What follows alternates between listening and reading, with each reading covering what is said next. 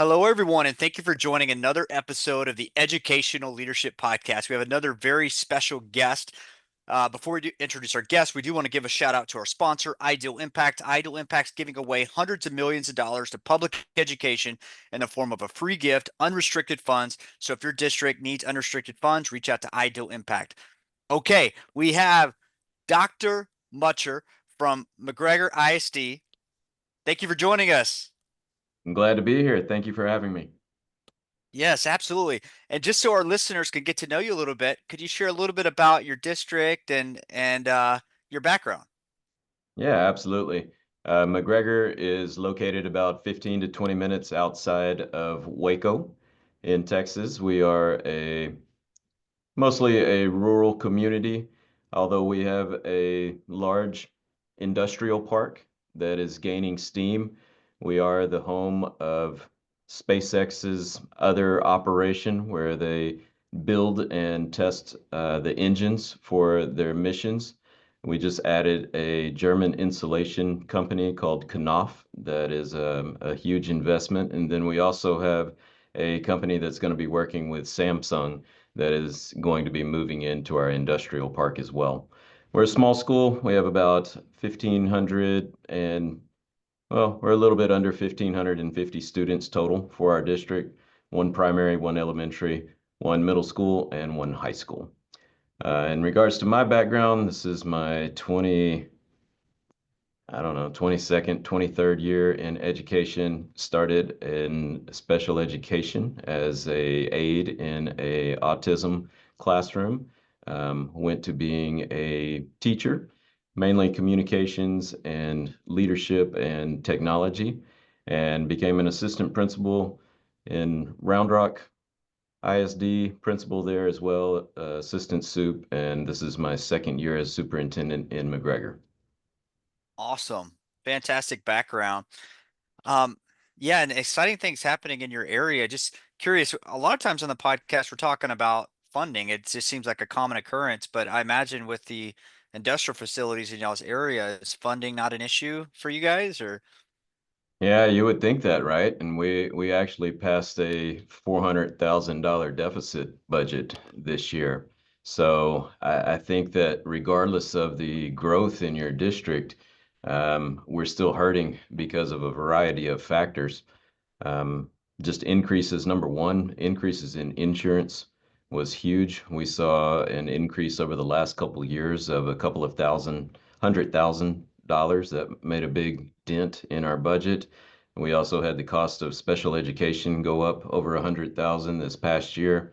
Um, we did pass raises for our staff, so that cut into it as well. And then the security and safety mandates that we have SROs on our campuses, but those are over 100,000 underfunded as well. So really cut into our budget. And the one great thing about all of the industrial development is it's really helping us with our INS and our we passed a bond in May, and so it is really helped in that regard so that the burden is not as much on our rooftops. They are picking up some of that slack when it comes to bond.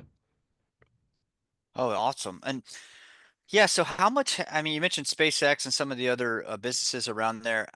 Is that causing an influx of people to move to the area, or is it something else that's happening? I think it will. Right now, there's a shortage of housing, and there are developments in progress, but those are kind of put on hold because of the interest rates. So, I think we're right at that cusp of booming in the very near future. But we're going to have to see a little bit more of a decrease in the interest rates before those housing projects go through. And then we are projected to potentially double in size in the next 10 years. Wow. Yeah. I mean, that makes sense just because your location and everything that's going on there. Well, so tell me what, I mean, everybody seems to be have certain areas of focus. Obviously, funding is a big one for everyone. It sounds like it is for you guys as well. Is there any other focus area right now in public ed that really has your attention that you're kind of laser focused on? Well, I mean, the change in after an election is always exciting and leads to times of being anxious as well because, it's opportunity, but you never know what's going to come down the pipe when the legislature meets in January. Obviously, the talk around school vouchers and what that might look like is always a hot topic. But there's other than funding, you always wonder, what's coming down the pipeline in terms of safety and security, requirements around special education. My focus, honestly, is just on taking care of kids, you know, Yeah. um, especially as a second year superintendent coming in and looking at our curriculum and doing a deep dive into what are we doing in the classroom every day to make sure that our kids are learning at the rigor that they need to be learning at, and then also what are we doing for those social and emotional needs so that they are regulate it. They're able to take care of themselves and their emotions, and not only for the students, honestly, for our staff as well, so that they can take care of the kids. So those are my two big focus areas for this year. Awesome. And when it comes to taking care of kids, it seems like every district's a little bit different. So some are leaning all into technologies, some are no technology, some are scaling back technology, some are focused on DEI, some are focused on culture. So so there's all kind, which is cool, Right. right? It's public education doesn't fit in a box. Some people may think that, but it doesn't. Every district's unique and special. And so, love to hear kind of when it comes to developing kids and focused on kids, kind of, is there a certain area that that y'all are is like on your radar around anything that I shared there? Yeah, absolutely. And I think you're right. Every district is different, and I will even say that within every district, every school is different. They all have their own unique culture. Um, And I think a lot of it is, dependent on your community. Coming from a big district like Round Rock, we had over 50 schools, and it was interesting because each school was more of a community school, but each of those community schools was very different from others, even though they were part of the same district. So it's been interesting coming to McGregor. We have four schools. They're all really close together in a small community, so we really do have that same feel. At all of our schools currently.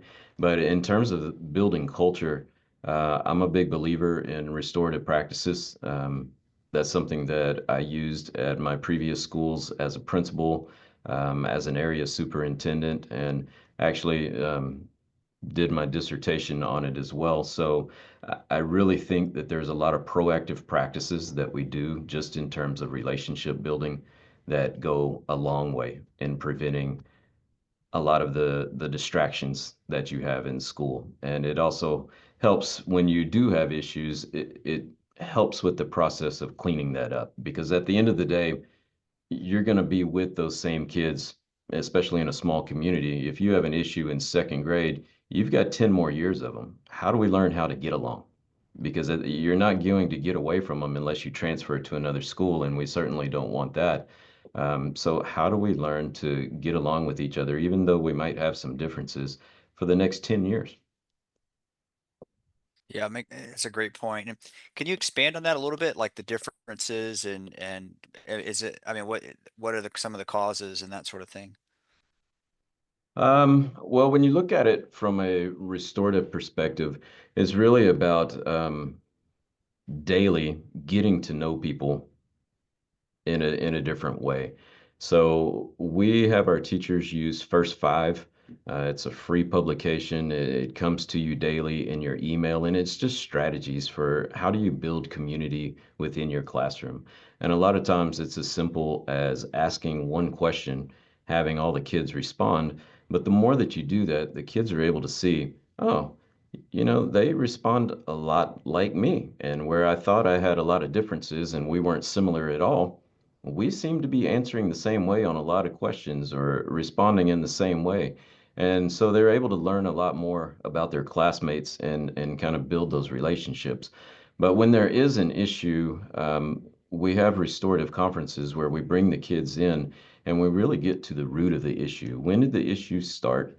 And I've seen it go back 5 years. When I've had eighth grade girls, and it all started with a third grade birthday party where somebody wasn't asked to spend the night and somebody else was, and it led to a division, and they hold this grudge, for lack of a better word, and then every little thing gets added to their backpack, and they never unload, they never unpack this issue that's been gnawing at them, and it just leads to friction. And so you really have to get down to the root of the issue. And it takes time, um, but it's been very successful with the students that we've tried it so far. And it's a process. You can't just come in and automatically start doing these things. You have to have you really have to have the backing and the mindset of, hey, we're really going to take the time to build relationships, as opposed to some people will say, oh, well, that's a waste of class time. I need to be teaching the teaks during this time. And it's like, well, you're never going to teach the teaks unless you have the kids in a manner that they're ready to learn. So Curious, how's technology fit into this whole thing? Because, when you're mentioning about communication and just like overcoming some of those challenges, I know I have three daughters, and it seems like, and I know there's been books that have been written about this too, just the social media and that sort of thing of how it creates a lot of conflict a lot of times just because it's not either managed or used appropriately, or kids being kids, with no boundaries on there. But um have is that a factor in the whole process of like social media and that sort of thing? absolutely. Absolutely. I would say that social media has done um, more damage than it has good in terms of the lives of young students. And I'm not saying that social media is a bad thing overall, but social media was intended for adults to use. It wasn't originally intended for elementary, middle school, and high school kids to use as a form of communication. And when you don't have face-to-face communication, there's a lot of the message that's lost. You know, Hmm. Studies say that 93% of communication is in the nonverbal and the body language and the tone of voice and the facial expressions. All of that stuff is lost when you're sending something through, an Instagram or Snapchat or whatever the most popular form of social media is at the time. Um, it it can spread really quick. I think that's one of the other dangers when there's misinformation and it spreads so quickly that it's really hard to, backtrack and get correct information out to people once something has broke on social media. So um, there's not a whole lot of truth checking, or fact checking. So I think that's the danger in it. And people are brave behind a screen. They're keyboard warriors. And once you have somebody face to face, you can really kind of break down some of that hostility and say, we're both human. Why are you so mad about this? Or why are you saying these things, or why are you doing these things?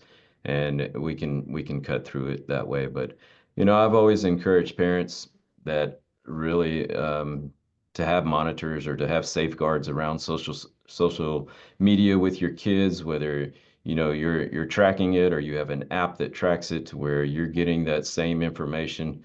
There's a there's different things and different software out there that can help you with that. But honestly, I'm not sure if kids are ready for social media until they reach high school. Yeah. Yeah, that's a good point. I've talked to some different friends of mine with kids, and it just seems like a trending thing right now as far as the whole social media goes. And it's weird. These kids are smart. They know how to use it better than the parents, and Absolutely. they figure out how to go around the parental controls and their curiosity, and it's unfortunate that some of the trauma. I mean, just there's I mean anything is on the internet. You search for it. I mean, I know as adults we look at one perspective on a topic versus another, but kids are like you know just go wherever on the internet. So yeah, And the internet can be a great tool, yeah. but how much time do we spend on teaching them to use that tool?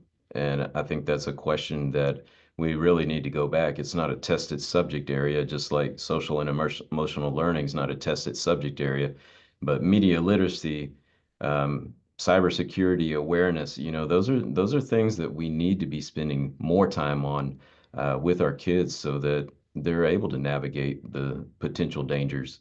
Especially, I mean, it can get scary when you're talking about um, child pornography and sex trafficking and unfortunately, I've been in conferences where they talk about it as young as elementary age, and that's pretty darn scary.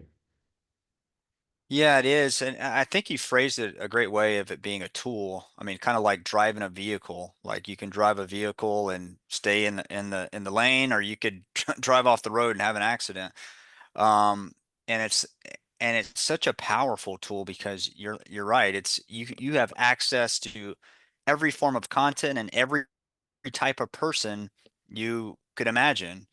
And there's a lot of people and a lot of content that you don't want to associate with, and unfortunately, kids can end up, going, in the wrong direction, and then it affects them from yeah. I'm thinking about a friend of mine that had that happen, junior high student, and I think she's going into ninth grade now, but it's just like it's just spirals out of control. It's crazy.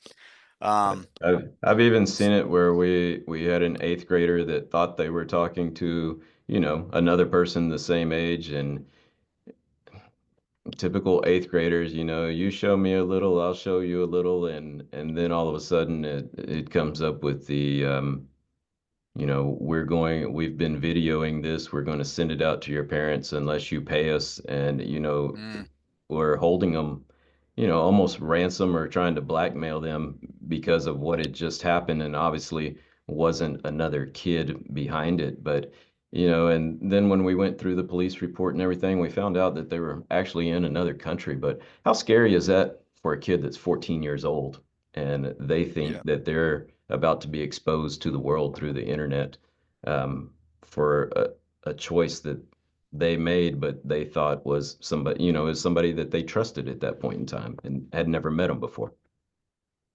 Yeah, it's man, and I don't think people thought about this, when social media first. I mean, how would they, right? It was Facebook or whatever. Hey, we're just meeting each other, connecting with family, connecting with friends, and but you're right. Like literally any form of mischief or crime or whatever can be connected to the internet, and if we're going to put safeguards on anything, it seems like that. But it's been interesting talking to some of the districts' perspectives on it because, some have gone away from it completely, and some, are only using it and like limiting the amount of time they use it. And now a couple years ago when we started the podcast, it seemed like there was more districts that were actually celebrating, um, all of the technology that was everything that was happening related to technology. And it is kind of interesting how things are evolving. Um, well, I know we're running short on time here. I'd love to hear just briefly what's on the horizon for your district. What do you see coming up in the future? Well, it's interesting that you mentioned technology because I see that on the horizon. Mm, Technology is not going to go away, and so it's really, as we talked about before, a tool. How do you teach kids how to use that tool, and how will that tool be beneficial to them in their future employment? And I think no matter what job you go into, you're going to have to navigate technology in some way. And so the different areas of CTE and just different careers, we're actually going to be meeting with our industrial park that I talked about earlier, and really diving into what do these future employers want to see as those skill sets of potential employees when they're coming out of high school. What do we need to do different in terms of the high school in preparing these students to have these well-paying jobs at these various companies? Or if they need to go to college, what kind of degree or what kind of skill set do they need to get there or at a trade school before they're employable by these different companies. So I'm really excited for that conversation to happen and for us to start making plans to where we develop that pipeline for them for their labor needs. Makes sense. Yeah, if the technology's there, just making sure it's used in the right ways. Yeah, that's a good way to look at it. Uh, And it, a it, lot of it- that technology will be used in manufacturing, and yeah. so that's it's kind of exciting when you think about CAD and how that technology can be used for manufacturing purposes. There's a lot of architecture and engineering that goes into that. So kids are definitely learning some great skills. Yeah, it seems like the top districts, like the ones that have all the, I mean, I don't know everything that goes on behind the scenes as far as rankings and, but I know there's different awards but it seems like the ones that are constantly recognized for different things have those kinds of partnerships with businesses in the area. So that's great that you guys have that in place or you are developing that coming up. I know Tomball ISD, they have a really strong business community partnership with their district and just preparing and then other districts are exploring like how could they like if there's a very rural district they're trying to figure out how they would do that. So that's great that you are putting that in place. Absolutely. Okay, last question. If if you were to have somebody come on the podcast, maybe a superintendent, a leader in public education, the first person that comes to mind, who would that be? A leader in public education. Maybe a superintendent. I think a superintendent or a leader in education. It could be both, right? Okay. Well, I read a lot of books, as you can see in the background here, Yeah. and I love to learn more about educational leadership and that Oh, got it. development. And so I really like a guy named Todd Whitaker. He's been around for a while. He was a former principal. I'm not sure if he was a superintendent or not, but I know he worked in higher ed as well. But I just love the way he phrases things in a simple way that are leadership lessons that you pass on to your principals and they pass on to their assistant principals and to your teacher leaders and eventually your student leaders. Um, that's the first person that comes to mind. That's all. That name sounds so familiar. Somebody else must have mentioned him in the past because it sounds so familiar. But we'll have to look him up and try to get him on the podcast. Um, well, awesome. Well, before we close out, any last thoughts before we close out the podcast? No, I just appreciate what you're doing, spreading the word. There's so many great things happening in public education, and I just hope people listen to those that are in the field as opposed to some of the noise from people that are not in the work. Yes, exactly. I mean, you're so true. And if people could just listen to the podcast, we have over 80 episodes with superintendents. Like 95% of them are superintendents. There's a few board members in there, but they'll learn really quick that what they may think public education is all about is probably not true. Right. Like any industry, there's some bad apples out there, but everybody I've had on the podcast has been amazing, and I really appreciate your time. Absolutely. Thank you. All right. Well, before we close out, we do want to give one final shout out to our sponsor, Ideal Impact. Ideal Impact is giving away hundreds of millions of dollars. I want to say it's close to $1 billion now to public education in the form of a free gift for higher teacher salaries or whatever your district needs. If your district needs unrestricted funds, reach out to Ideal Impact. And for those that have been tuning in, stay tuned for future episodes of the Educational Leadership Podcast.